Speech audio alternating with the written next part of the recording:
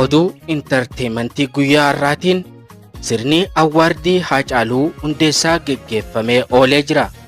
Sagantaa badhaasa artistii Haacaaluu Hundeessaa artistoota buleeyyii adda addaas badhaasee jira. Faawundeeshinichi artist Halloo Daawwee, Ibraahim Adamii fi Zarihuun Wadaajoo tokkoon isaanii birrii 150 badhaasee jira.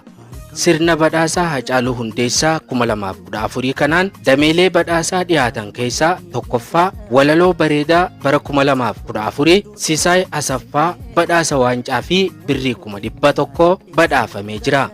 Lammaffaa Yeedaloo bareedaa bara 2014 wallee Yoosan Geetahuun sadi obsaan jedhuun Yoosan Geetahuun badhaasa waancaa fi birrii 100 badhaafamee jira.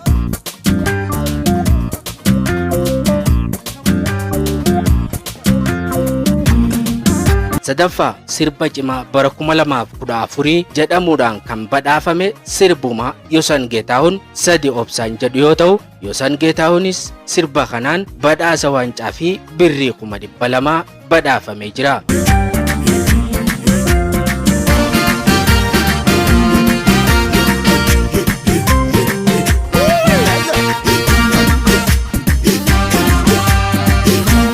Afraffaa qindeessaa muuziqaa cimaa bara kanaatiin Daawit Taaddasaa birrii 100 badhaafamee jira.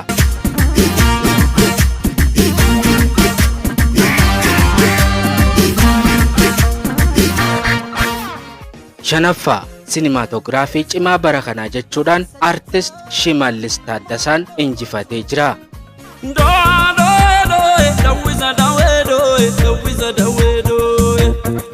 Dooktarri kabajaa artist Ali Birraanis badhaafamaa bara jireenyaa ta'uun badhaafamee jira.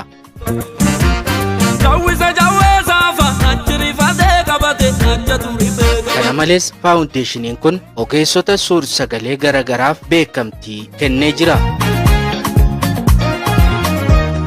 Halkan guyyaa ijaarraa nan baddu ciisee ka'u waanuma keenya yaada. Kitiko kan dur dabar sine mudo keenya yaadadheetan gadda. Esa jirta maa kortu na wallaa